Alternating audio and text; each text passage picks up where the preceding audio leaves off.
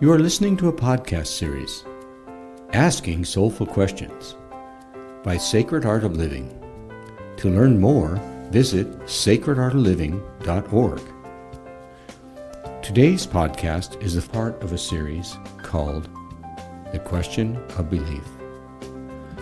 In part 2 of our podcast series, we continue deeper into the question of whose God is right, with Victor and Nadya Gross.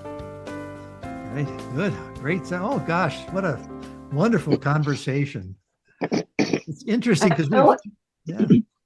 I want to share with you one vitamin that I have gotten directly from you, Richard. So at the intensive at the beginning of this year with the new Anamkara apprentices that we all attended, you taught a practice with Celtic prayer beads.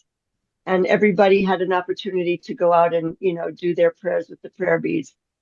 And I sat through that and I went like, the Catholics have their rosary and the Celts have their prayer beads and the Muslims have prayer beads and we Jews don't have prayer beads, right?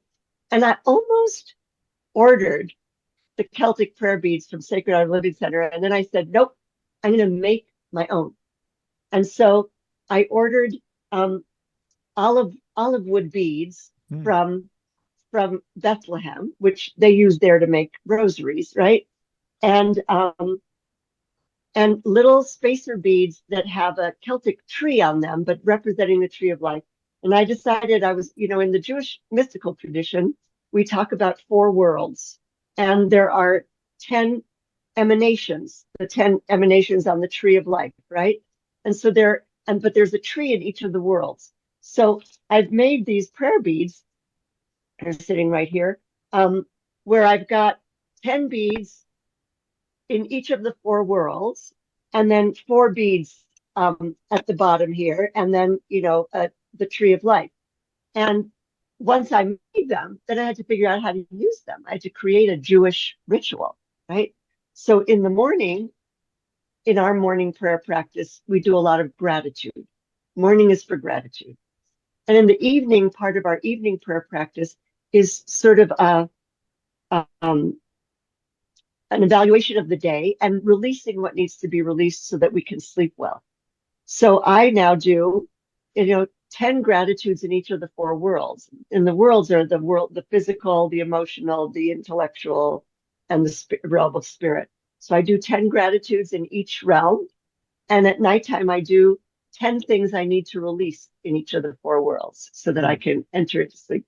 But that's, I created a ritual for myself inspired by your teaching and your tradition. So I want to thank you for that. Isn't that wonderful? And that's not a false blending. You saw, and I know we're still recording here as well. So I'm glad we caught this because this is great. I just think that powerful image of the Etz Chaim and the Celtic tree of life, that we have something showing up in different parts of the world, seemingly unrelated. But come on, in the soul of the world, what's unrelated? And we're just living in a time, isn't it wonderful, when we can notice those things, and then how beautiful that, instead of just pulling it and trying to force it, you found a way to apply it. Yeah. So I just want to introduce mine, which I got mine many years ago in Bethlehem also, but from a Arab store. It's like a tispa. And so when I got back on the bus, this was the very first interfaith pilgrimage, I sat next to the imam.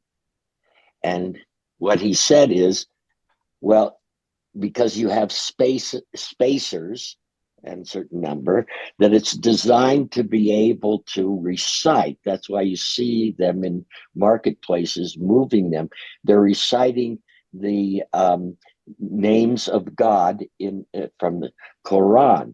So once he taught me that, then when I got home to Boulder, I started seeing how I could use it to recite the 70 names of God that's in the mystical tradition, and it works out. It was complicated at first.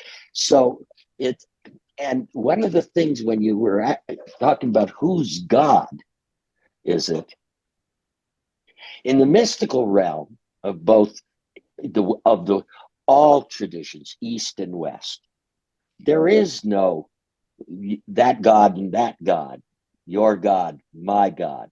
There's no superiority, inferiority challenge going on there. And it's not necessarily even a monotheistic God. It's something totally different. And so when you're talking about the fundamentalists that exist in every single one of the traditions, all right? I mean, it's like most Buddhists, I taught for, I think, 3 years. After Reb Zalman retired from Naropa, he asked me to take on his teaching load. So I taught there for 3 years. And in the religion department, I was known as the non-Buddhist. Right? and so one of the things that I discovered about Eastern tradition is that when it came to the United States, it came devoid of the nationalistic stuff that existed in China, Japan, Indonesia, wherever. All right.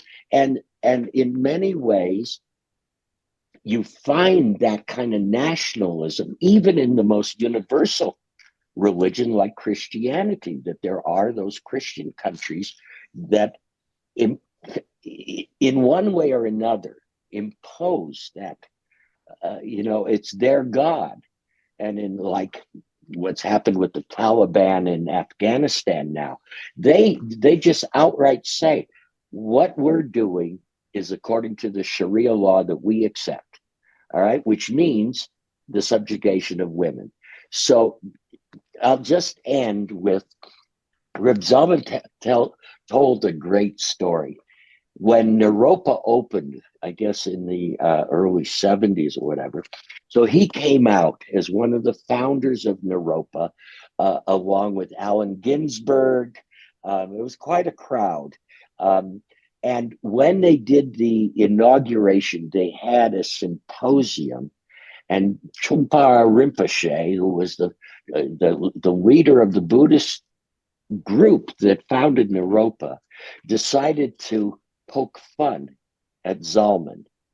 And he did it by quoting by memory all the bad places in the Torah where God shows up as angry, ticked off, murderous, all right? And he finished and said with a big smile to Zalman, so what do you have to say to that? And Zalman said, not much. That God's not my God. All right. And so, that was a profound teaching when we heard it from him, because we realized that the God of the fundamentalist is a God that's really projection of the individual. That's about all it is. All right. And that need to be larger than they are. So, and it dominates every conversation. Zalman once said, when I meet a person of beliefs, I guard my wallet. He says, what I'm looking for are people of faith. All right. That's beautiful. Well, in our the tap root of our Sacred Art of Living Center is working with the dying. And I'm old enough to remember that really the original movement of conscious dying movement came from people who were affectionately called Jubus. Many of them were from Jewish backgrounds, Stephen Levine, Kubler-Ross, and so forth, who brought Buddhism and Judaism together. And I always scratched my head because in my narrow categories, wait a minute, Buddhism is by nature atheistic. It doesn't talk about God. And here at the center heart of the Abrahamic traditions. And one of the things that I just remember at a Naropa conference, and I'm going to run it by you because maybe I've been quoting it for a long time and maybe you can help me nuance it a little better. Because we run into so many people today who are deeply spiritual, but are just turned off by even the word God, because it's been loaded with all kinds of negative layers.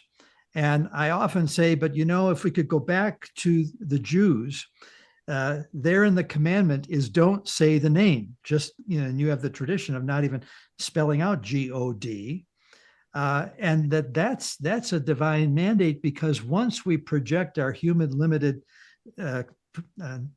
projections or narrowness onto even the word God, in some ways we're creating idols. So I think at the heart of the tradition, at least as I've told people, be a good Jew and don't even say the word. Find some other way. Is that authentic, or how would you explain that? Maybe you would have a well, I mean, the unknowable and the unnameable. Yeah. All right. I mean, that's the mystery of it. If you can't say the name, I mean, language. Unfortunately, my undergraduate work in the West Coast in California was in philosophy. It was a linguistic analysis, but it had one good benefit that it taught me that words have more than one meaning, and that there was a danger to utter words about God, because every word is self-limiting. And so to refer to God as the unknowable, to refer to God as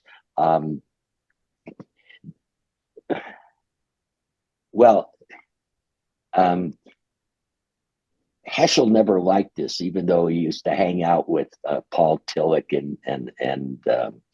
and all the other crowd at Union Theological. But he didn't like this term, the ground of all being. But when you think about it, that makes God the ultimate in creation and all that. So you expand beyond saying what God is. All right. Maimonides, who Zalman really liked, except for the part where Maimonides said, you can't say what God is, but you can say what God isn't. Mm. And for Zalman, being a mystic and deeply into all the mysticism texts of religions, didn't want to be able to find himself stuck with, well, God isn't this and God isn't that. He could say to Rinpoche, that God I don't believe in, because that God you've enumerated God's actions and disposition and emotions according to our human understanding, and that's not my God. So, and I'm going to add that the name that we are not to attempt to pronounce is the Tetragrammaton, the 4-letter name of God, YHVH, Yud He Vav He, right? Which without vowels, or there, you could either see them as all vowels and no consonants, or all consonants with no vowels, because those letters kind of go both ways in the Hebrew language. So we don't know how to pronounce those 4 letters, and we're not supposed to assume or attempt. According to our great mythic tradition, only the priestly class knew, and only the high priest ever pronounced that name, and only on Yom Kippur, and only when entering the Holy of Holies, right? So with the destruction of the temple and the loss of the priestly class, so too the name was lost, how the name was meant to be pronounced. Rabbi Arthur Waskow, another great prophet of our day, sees it as breath. He sees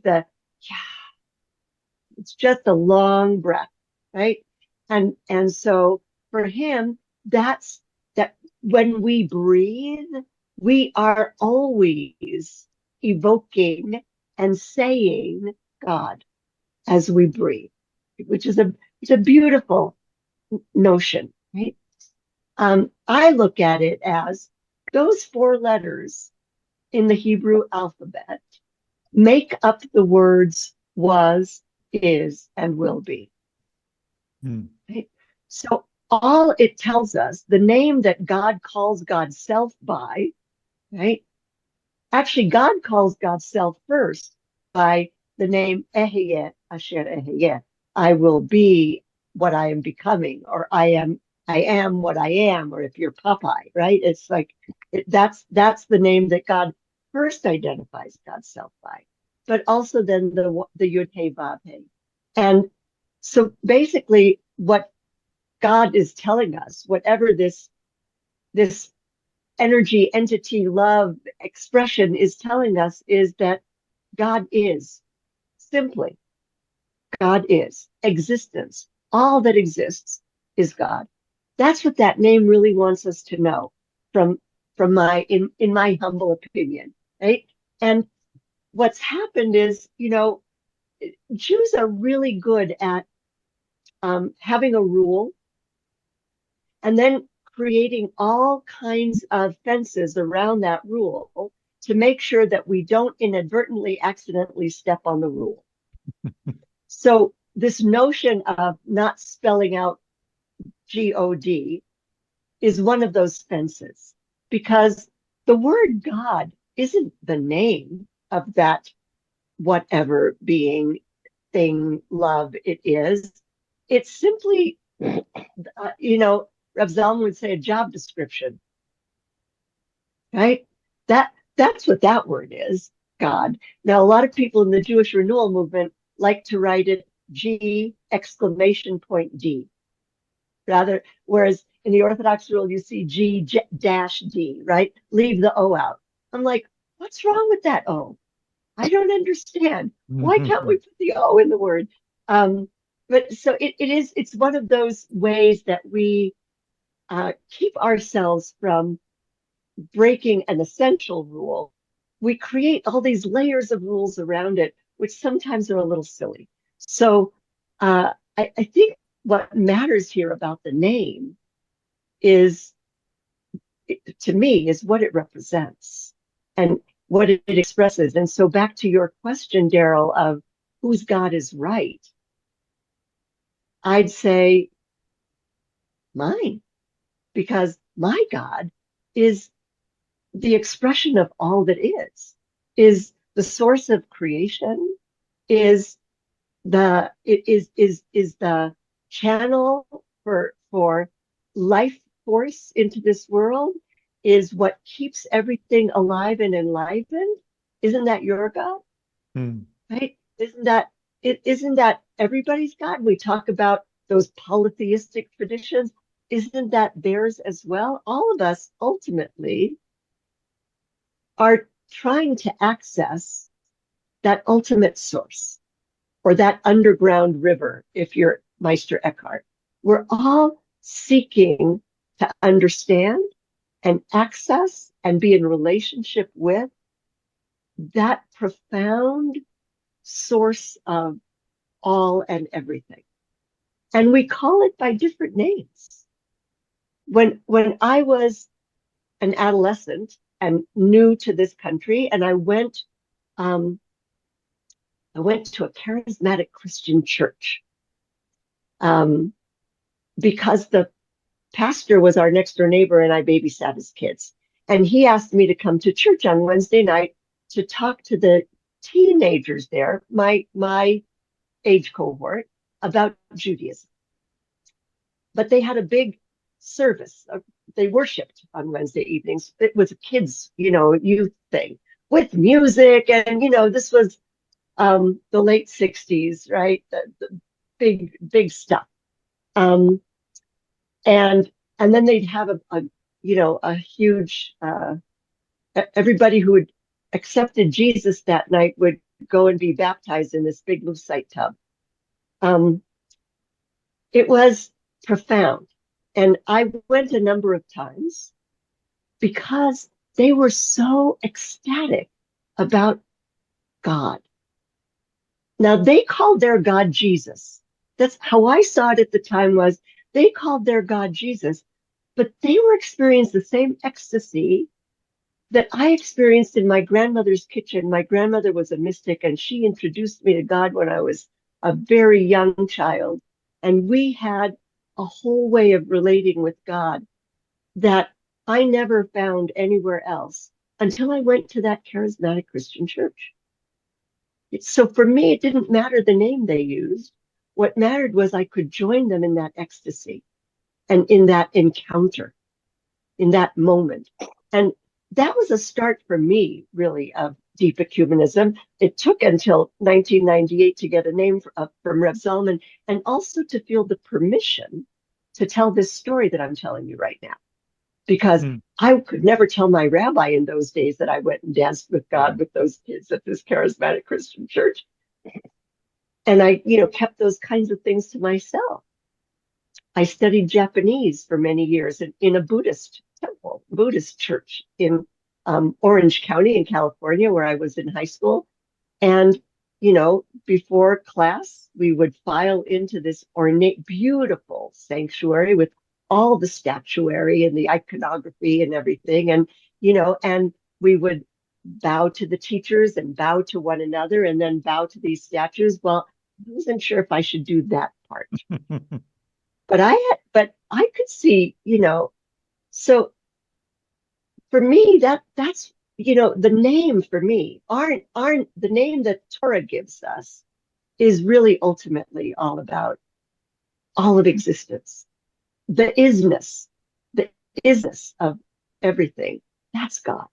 Yeah. So Nadya, you have just taken my question, which I knew I understood that concept of don't say the name of God too simplistically, and you've just unfolded it because I've always been curious about all these circumlocutions in Judaism to say Hashem, which is the name, right? Literally, instead of saying the tetragrammaton. But what you're doing is expanding this, and I don't know, is it a Yiddish phrase, alles ist Gott, everything is God, that, the question, where is God, where isn't God, is almost the answer to that. And if you can approach it that way, it takes away limitation, fear, boundaries, fences. The mystic gets that. But we're not all mystics sometimes, and that's, I guess, where the tension comes. We would like to thank you for tuning in to this episode of The Question of Belief. For more information about our entire podcast library, Asking Soulful Questions, visit our website at sacredartofliving.org.